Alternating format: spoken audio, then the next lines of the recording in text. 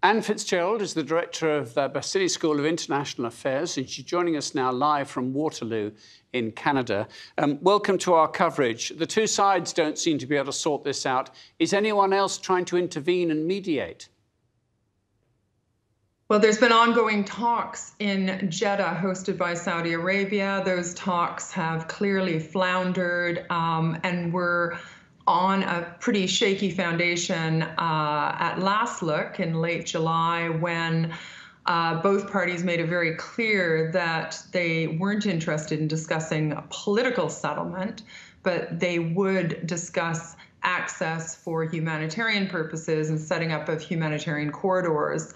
There were rumors that the SAF, the Sudanese Armed Forces, was the first to leave the talks because the RSF refused, in keeping with their urban warfare strategy, to free up the hospitals and schools and houses that they were occupying in Khartoum.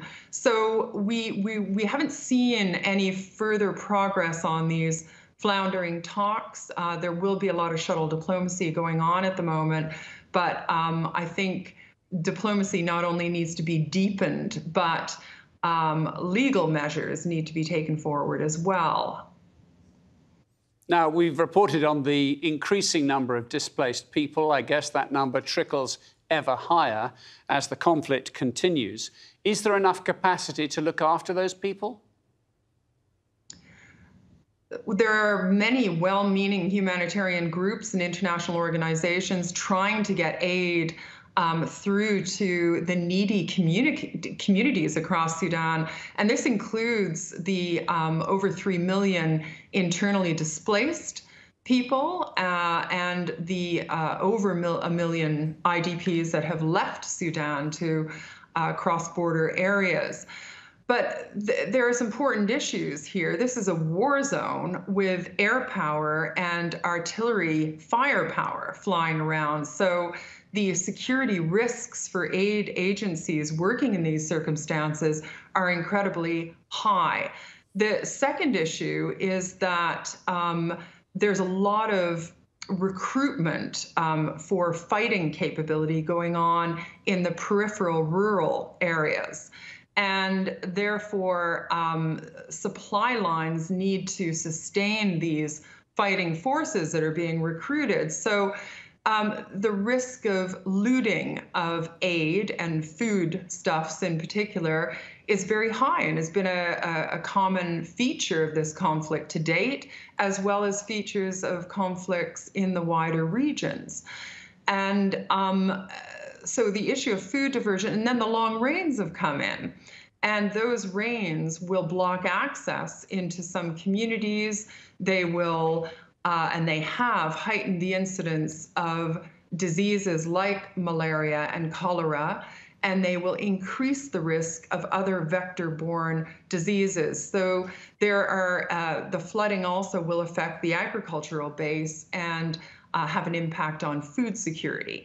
And so that reduced food security, the lack of aid getting through to some of these communities because of the security risks and because of the flooding, will really have catastrophic effects on the Sudanese communities.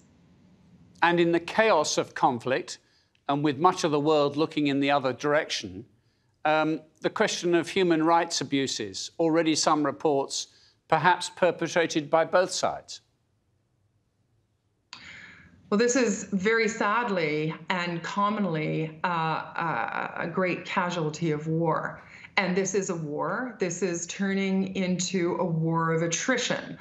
Let's not forget that the RSF was a separate command structure under the president.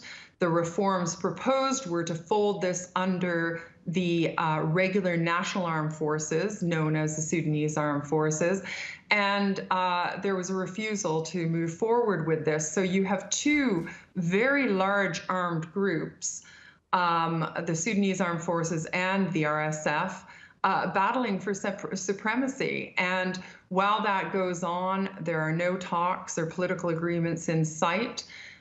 There is no humanitarian solution in sight, and the conditions are worsening.